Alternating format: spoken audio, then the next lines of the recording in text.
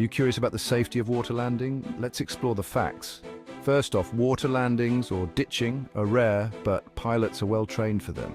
Planes like the Airbus A320 are designed to float thanks to sealed compartments.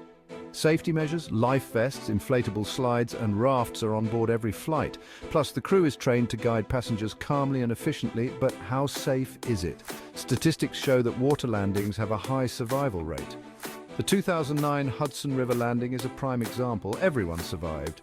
So next time you fly, relax. The odds are in your favor. If you're fascinated by aviation, hit that subscribe button. Join Voyage Tech with Kieran for more amazing insights into the world of flying. Fly safe and see you in the next video.